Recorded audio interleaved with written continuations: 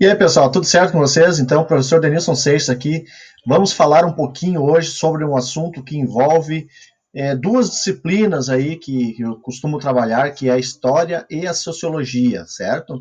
Então, o assunto de hoje é o racismo, né? Então, a gente tem visto aí no mundo todo práticas racistas aí, né? A gente viu há pouco tempo atrás aí a morte do George Floyd lá nos Estados Unidos, né? Morto de uma forma, né, muito violenta ali, né? Ele já estava é, imobilizado, não precisava, né, passar por aquela situação e acabou então morrendo, né? E também aqui no Brasil nós tivemos vários casos, né, nos últimos dias. Isso gerou, então, uma onda de protestos em relação à busca, né, de superação aí deste racismo, né? Então, vamos trabalhar um pouco sobre isso, certo?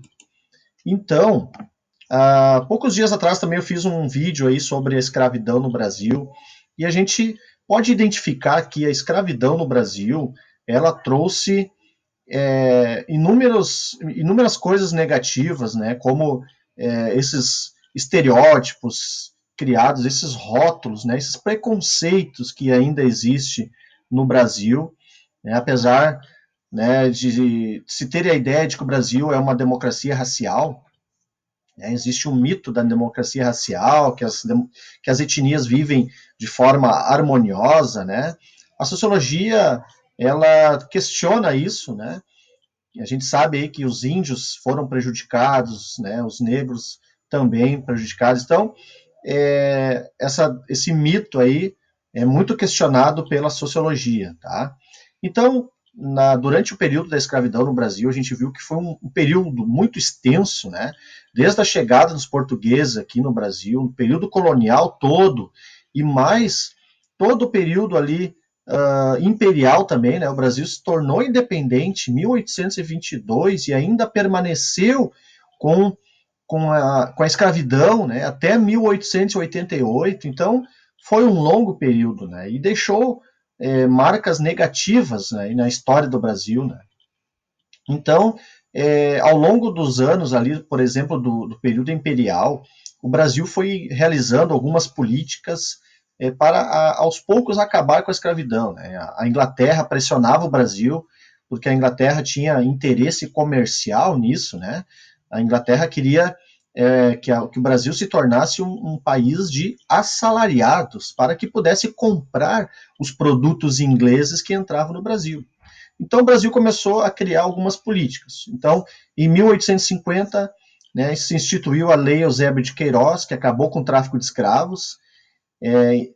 Após criada essa lei, ainda existia de forma ilegal o tráfico de escravos, né?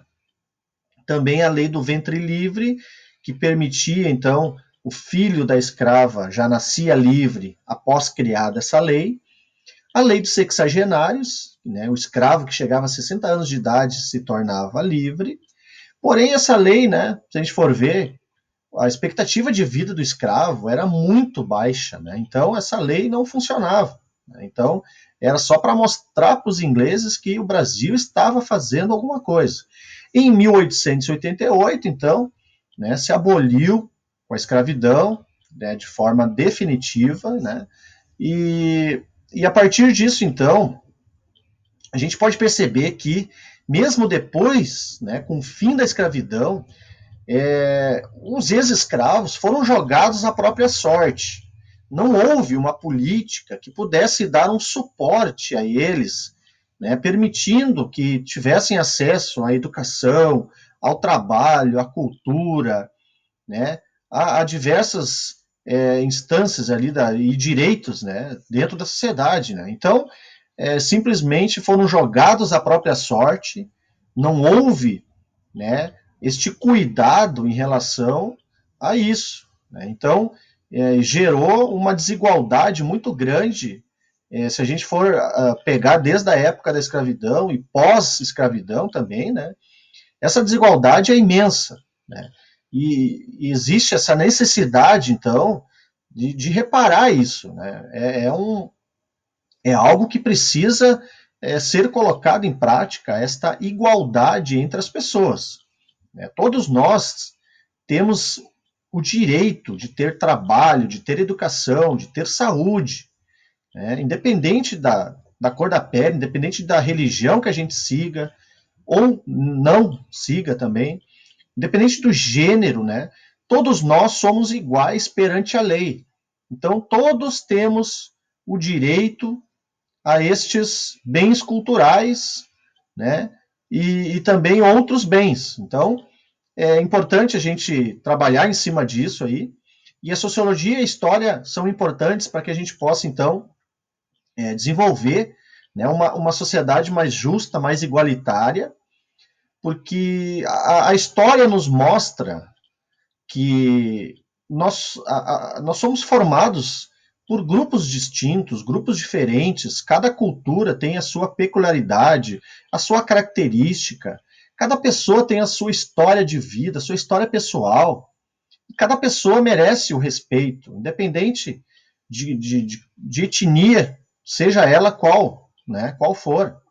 Então, a história nos mostra isso. Então, é importante o estudo da história nesse sentido, e o importante, o estudo da sociologia também, para que a gente possa questionar isso e não reproduzir mais, né, o racismo. A gente precisa avançar em termos de sociedade.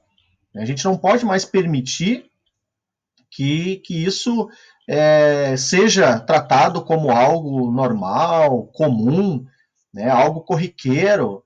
Né? Isso precisa ser superado para que a gente possa, então, construir uma sociedade melhor e avançarmos, né, como sociedade, certo?